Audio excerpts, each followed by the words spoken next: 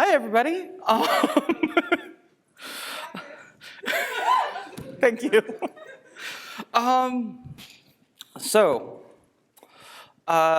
Title of the keynote is Return, Accepting Your Success.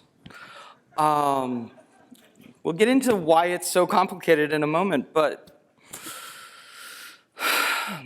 life stories, this is a quote from Adam Savage that I read in his book recently. Life stories always look like straight lines from the vantage point of looking back, but precious few really are. This was one of those quotes that changed my perspective on my own life, because I often joke about the fact that I've kind of done a little bit of everything. But I'd never really thought about it. Thank you.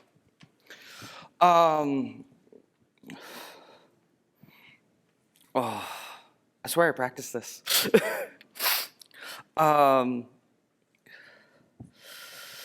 This, like I said, changed the way I thought about things. And so over the last 6 months or so while I've been writing this talk, I had a chance to sit down and, well, one, struggle to internalize what's being said here, but also think about what that means. So if you'll forgive me a small indulgence, I'm actually going to talk about myself for the next couple of minutes.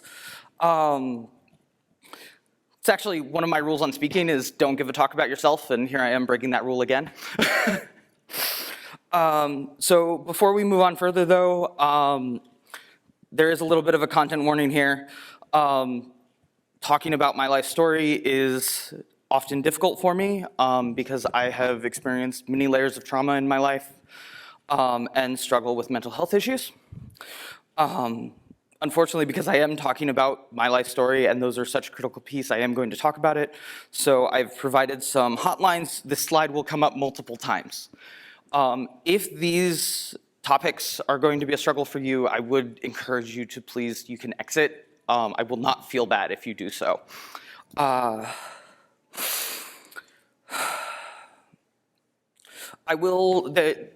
About the time I start actually talking about these things, I will warn you, you'll have another chance to leave at that point. But until then, let's get started. So, in thinking about all of this, I actually got to spend some time thinking about the idea of success. I mean, I'm on stage keynoting at my favorite conference. Like, I think this looks like success.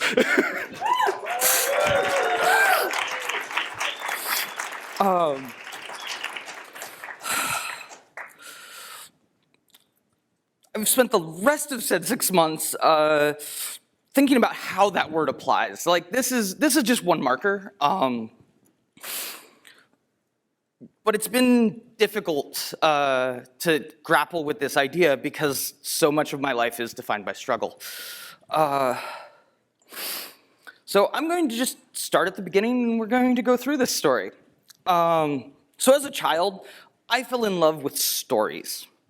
And I don't mean hearing stories, though of course I did a lot of that, I'm sure all of us did. But I meant I liked making stories. It became a very early passion of mine. I wanted to be a writer, an author. Young me had a talent for turning distinction into something magical. That kind of still lives with me. So wording is important here. So some of my earliest memories about writing, about success, actually, were winning contests at school for writing short stories and creative nonfiction. And that was grade school. And that felt different. But I actually threw myself into writing after that point. Writing in notebooks. Eventually, I started using an electric typewriter that my family had. And then eventually, I was a young teen. My family got our first computer, and that became my writing instrument. Unfortunately, when you're young, you don't really know how to turn dreams into jobs. So I didn't really know how I would go about getting paid to write, though I knew that was a thing that happened.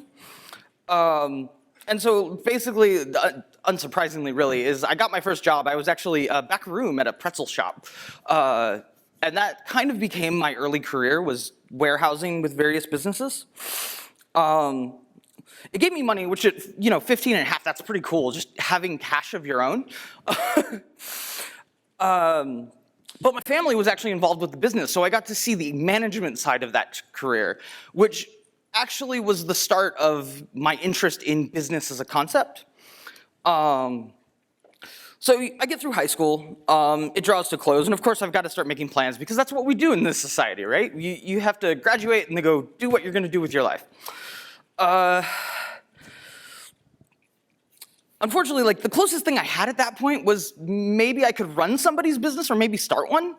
But again, that really didn't happen in my life. I ended up just, again, working back rooms. I eventually became the manager of a small game shop.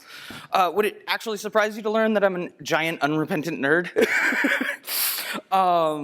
No, seriously, I was actually, I was about 14 when the Star Wars prequels came out. And for a young kid who wanted to be an author, can you imagine one of your favorite franchises blossoming back to life? Like, it was such a great moment for, dreaming. But I grew up. I didn't actually go to college straight away. Various reasons. I thought of myself as scrappy and was just going to work my way up. Surprised you can't really do that anymore.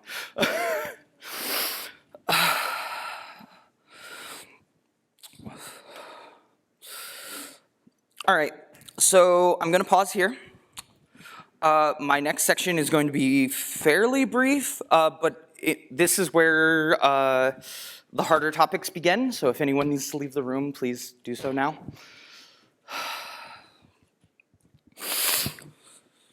And again, this is hotlines for suicide prevention and domestic violence. Also the trans lifeline. If you are trans and need help, please reach out. So the next part of my story is I got married. That didn't go well. It in fact didn't take long for things to get very bad. I was isolated from friends and family almost immediately.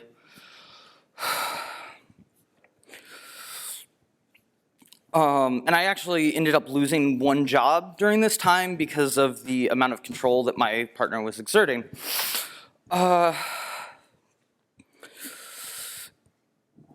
It was hard. I have 2 kids that I had during this time period, and it was shortly after my daughter's birth that we finally found a way out. And unfortunately, that meant that what little progress I had made in my life essentially was reset. I went home, me and my kids lived with my family for a few years. I was a single parent living at home and not a whole lot of prospects. It was hard. So I started picking up the pieces. I actually decided to lean into that business interest again and actually go to college. So I joined a business program at our local community college. My degree is actually in management information systems, which is kind of a weird hybrid degree that mostly meant that I knew how to talk to engineers, but I was really a business person.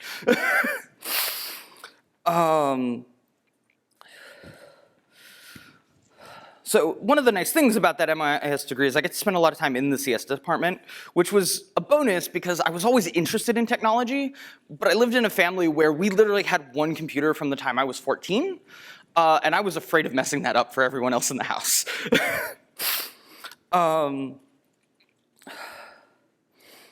So during college, I actually I decided maybe I'll try to do this publishing thing too. Like, I'm doing a business degree, why not look at publishing? Like, that's the thing that's been interesting me.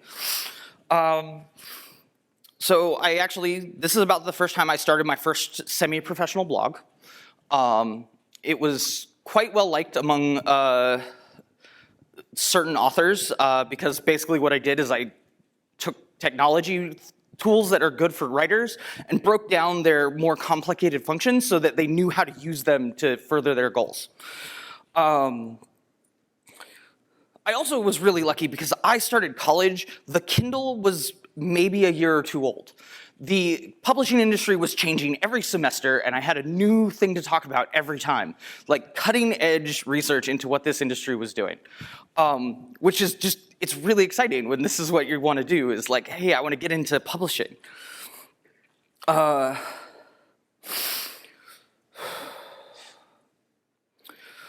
Unfortunately, college is actually the first time I started noticing my struggle with mental health, is the best way to word that.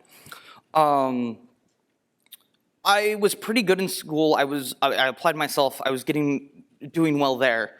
My online persona was fairly well done, so I would still seemed like a person to the outside, but I would go home and mostly stare at a wall all day. I didn't actually have enough energy to go about daily life anymore.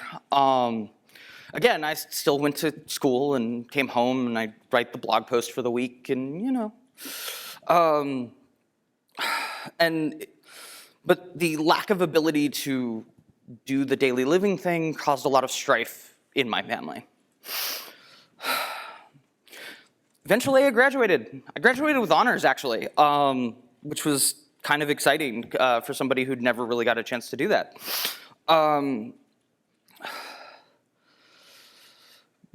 But the follow-up to that is that I then imploded completely. I lost my job at that time because the company I was working for closed.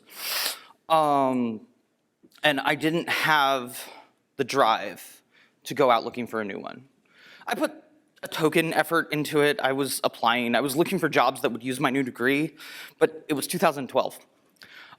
Basically, every entry-level position for my degree wanted a better degree than I had and 5 years of experience on top of it. And that kind of makes a job search a little disheartening.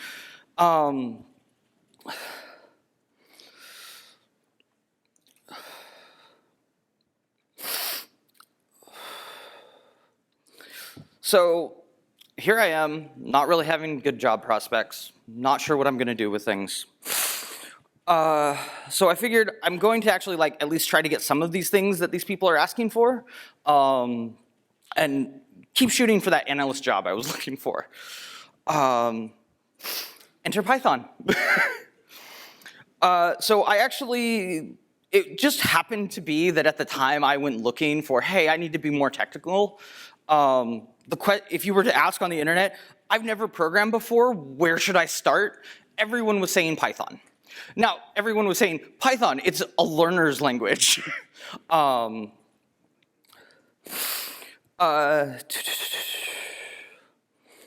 actually glad it did. Clearly, things have worked out for me in the Python land. So I literally went and got a couple of free ebooks. One of them was Al Swiegert's Inventing Games with Python and Pygame. And I started digging into those. And it was actually also around this time that I realized that my mental health struggles were being made worse by trying to become an author. And I actually formally quit. I told my audience that, look, I can't do this anymore. Completely walked away from both of them. In a weird quirk, the very last blog post on that blog is actually me talking about Al Schweigert's work. But I actually threw myself into Python, like I said. It's, God, I love this language so much. I actually, within 3 months of writing my first Hello World, I actually had a working prototype video game, which I've managed to keep around. It's now on my GitHub profile. Anyone can go and look at how bad my code used to be. And then eventually I actually picked up Flask because I realized that, honestly, video games probably wasn't the career for me, but hey, maybe I can learn something functional, and Flask ended up being the first choice there. Then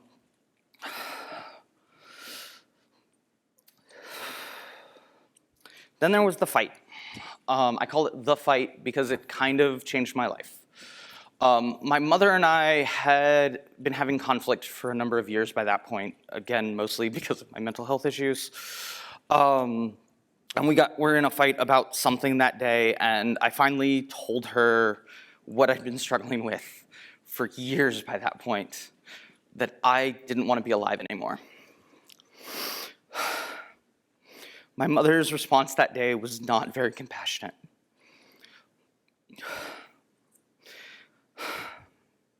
And I left home the very next day.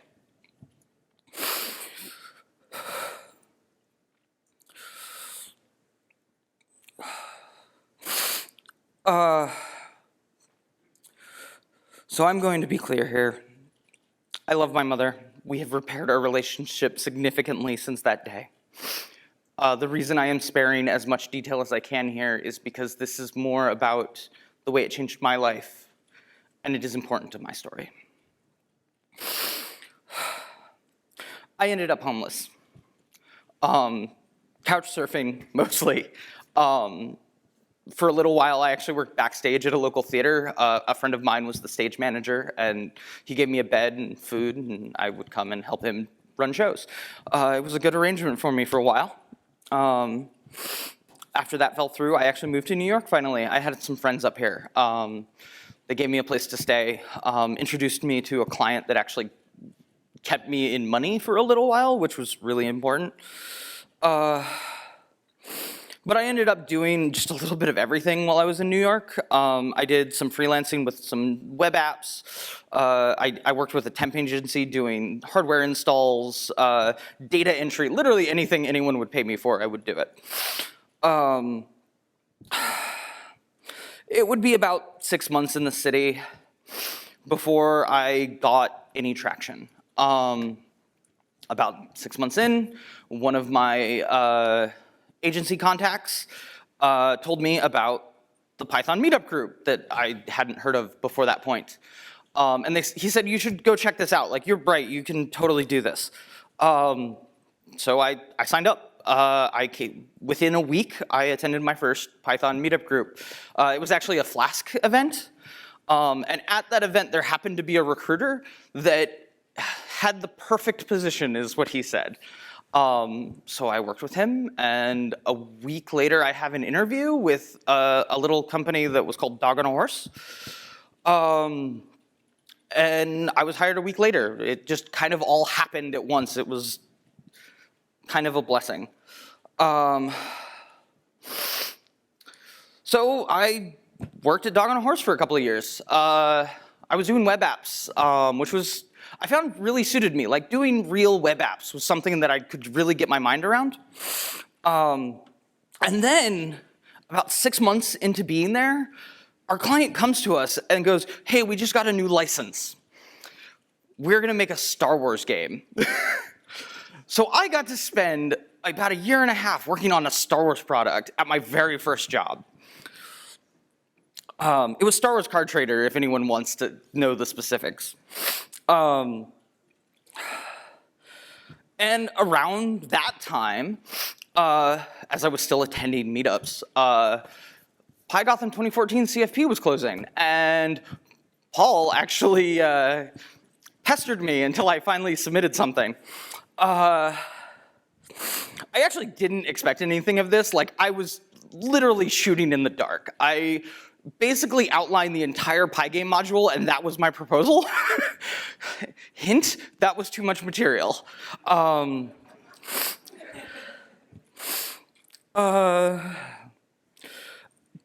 the talk got accepted. I went to PyGotham 2014 to speak. That talk was awful. Please don't go look it up. But it was important because, like, I got my first speaking gig literally months after entering the industry for real. The next step of my story I've actually talked about before, actually on this exact stage a couple years ago. I realized I was trans between PyGotham 2014 and PyGotham 2015. I'm actually not going to go into too much detail here because, again, I gave that talk. It's called Monkey Patching Your Life. You can find it on YouTube. Go check it out. So the following year at Pi Gotham, I gave a new version of my Pi game talk. I ripped out all the pieces that, like, I literally never used them in 5 years. Why did I even talk about them the first time? So it was a much shorter, much tighter talk, but it was under my new name. That talk still feels really good to go back and watch, even if it's, you know, my early stuff. And sometime between 2015 and 2016, I started a little project called PPB, Pursued Pi Bear. It was started as just a thing I did for fun. I wanted to stop writing all the boilerplate for my games. And then as I was working on it, realized that there was a real need in education for a tool like this. And so the project has become a very education-focused project where we try to simplify the API so that you don't have to apologize for, like, the way you write code in PPB, which is kind of nice. But I think this is probably a good stopping point for the story. So that's me. This is the me that has been in front of you all this time. But remember, my talk was supposed to be about accepting success, so let's talk about success a little bit. As I grew up, I thought success meant being independently wealthy. I'm actually not sure where I picked that up because it's not actually my family's values. It's just a thing I picked up from society. But a thing I did learn from my family is that a lot of what success is just continuing to move forward. And from my mother, I learned the importance of building and supporting your community. I think one of my least favorite parts of society's concepts of success, the ones that were fed through media and everything, is the idea that success is the end. Because the reality is, like, all of these things that I've talked about, none of the successes have been the end. They've been starts to the next step. So that's, with this idea in hand, here's me moving forward. I mentioned it. I worked on a Star Wars project. That was a childhood dream. I still don't know how that happened. 2, I wrote something really important. I put so much effort into this project. I'm actually going to be taking a break from maintenance for a couple of months, but I have a co-maintainer, and the project's going to go on without my attendance, which feels really, really different. Casey will be giving a talk about it across the hall later. So if you are interested in knowing more about this, you need to go listen to her. We actually just released 0.7, which has really felt like the first time that it is a tool that you can use by itself. You don't need to know about Pygame. You don't have to know about Piglet. We wrap all of the hard parts of game development for you, and it's an incredible feeling to see a tool mature like that. Through my community here, I've gotten, through the community and actually through Meg Ray's recommendation, I was actually able to edit her book, which is that Code This Game book that was talked about yesterday. I've been paid by a major publisher. I've somehow hit the publishing dream that I gave up on. And I mean, I have fallen in love with what my public speaking lets me do. I have an amazing crowd of friends, most of which are right up here, that I have spent time with at half a dozen conferences in the last year. And like I said, this is my first keynote. Like, holy crap, like that, when did that happen? Oh, right now, right. So I've spent the last couple of minutes talking about myself and my successes, but again, accepting was the key word in my proposal here. I'm gonna be honest, I don't think I'm doing well with that. I still don't really believe where I've managed to make it in my life.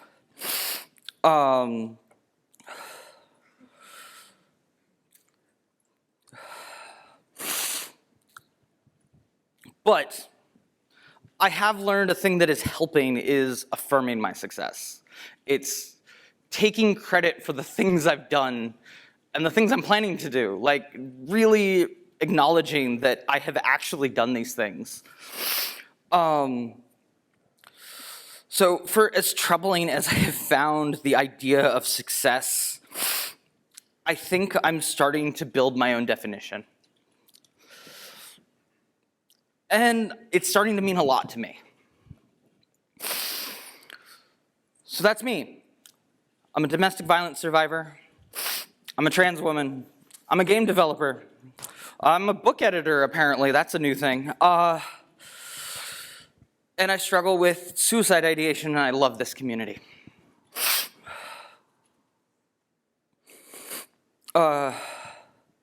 So the title of this talk, The Semicolon Returns, was actually a late addition. I was recently messaged by a friend of mine who had had a very complicated dream, but among the things that was in this dream, I recited a poem that I had titled Semicolon Returns.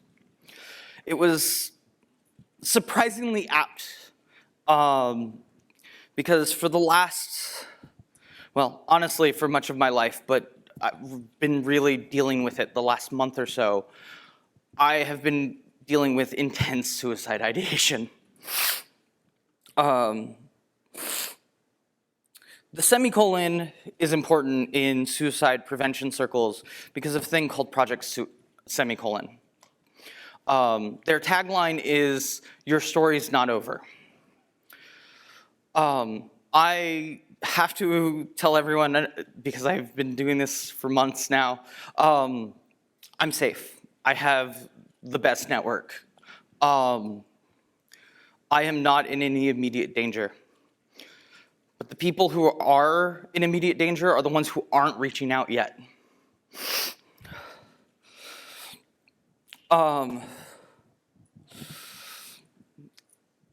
This community is great. When I came forward about what I've been struggling with, I got a lot of support from Dan and John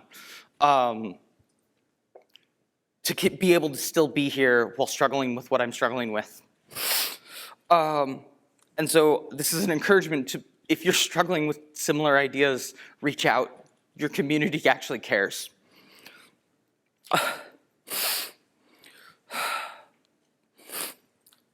And we get to community.